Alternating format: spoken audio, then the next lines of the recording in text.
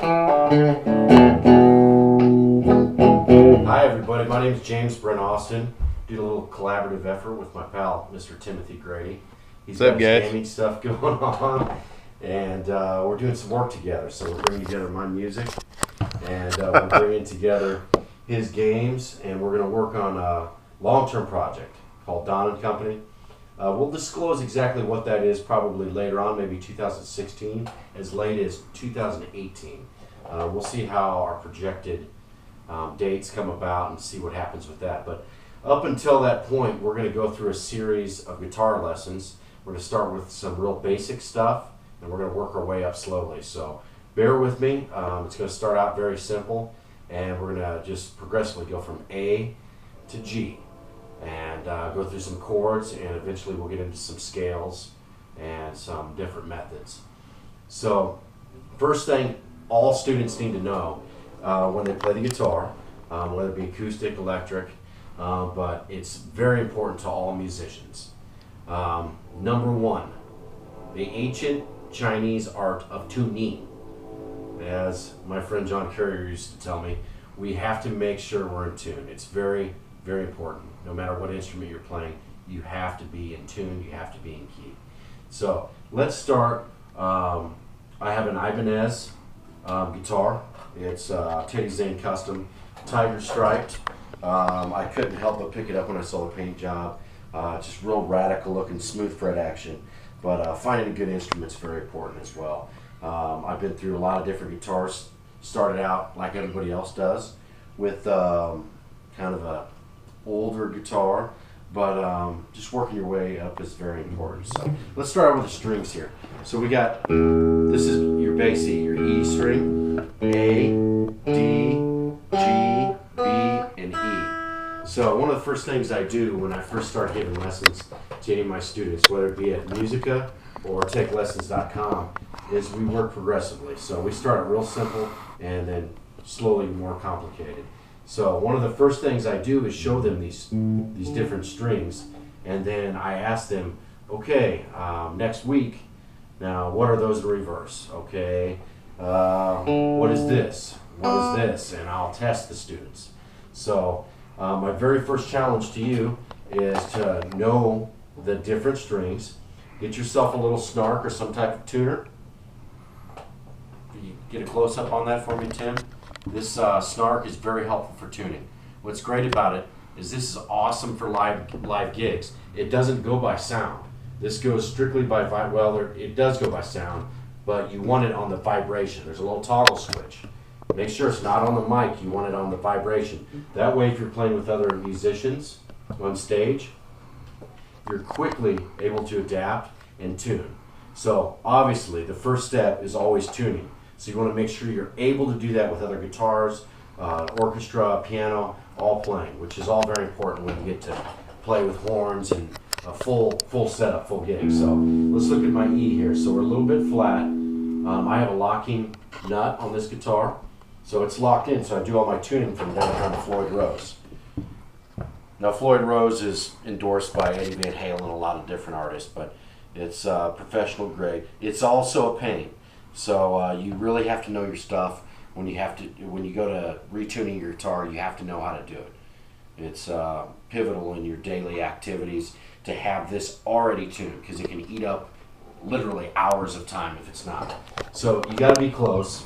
Your springs have to be fresh. On the back, your springs here, Tim, get another close-up of that for me. Make sure your springs, they're behind this plate here. Make sure the tension's set correctly, which there's no way of really telling when you buy a guitar, besides taking it, hit your whammy bar, bending it, and then seeing, wow, does this go back to E? Which in that case it did. It goes a little bit flat at times, so I have to come down here and adjust my switch, or my dial. I'm going to come around here so everyone can see this. Tim, get a close-up in on this dial. So I have this locked in, which is my locking nut, and down here is my dial. So let's get that bass E's in. It's right there in green. So let's go up here to A. Turn that dial a little bit. Make sure I'm dead center on A. A little bit flat. It's bouncing around a little bit. And these strings are about 3-4 weeks old, almost a month, which quite frankly is probably too long. I could wear out a set of strings in one night playing, and a lot of musicians can do it in one show. So my EAD G's on. In my tone, it doesn't sound too bad, but it's dead. I mean, if it was a fresh set of strings, I like them a good couple days in. So there we go. So EADGB is all sounding correct. I hit my desk with my whammy bar, if you guys noticed. So let's check again. Is my tuning on now? My E's a little bit sharp, so we gotta back that off a little bit. So we're close enough here. We're close enough. G's a little bit sharp. This is an older Floyd Rose. It's seen better days, so I have to keep a close eye on this. Anyhow, we're going to start out with A today. We went through our basic tuning, E, A, D, G, B, E. We made sure that's true. Now let's go ahead and let's take a look at an A chord. Okay? Now, one of the things you have to understand before going into your chords are the actual structure of the chords. Now, understanding that is going to take time. So try to understand it, yet at the same time, don't try to overcompensate and get into music theory, because when you get into music theory, you'll have more knowledge than you know how to play. You'll sit down with other people and you won't be able to do what other people are doing because you're focusing too much on your technical abilities. It's important to jump in, just like anything else. So part of that is one of the very beginning chords is the chord A. We're going to get a close-up on this. There's a lot of different chord voicings and chord shapes for the chord A. That's one of them. There's another one of them. That's A up here in the second octave. So here's another A. So there's A's all over the place. There's all different shapes. I didn't even show you all of them. But that is the A you need to work on this week. And eventually you'll be able to play a chord shape of A with an actual bar chord. So with that being said, I'd say that kind of walked you through your first lesson. We learned what an A was. We learned what E, A, D, G, B, and E are. So go home, do a little bit of research, practice playing A, and then try to find A in as many different chord shapes as you can.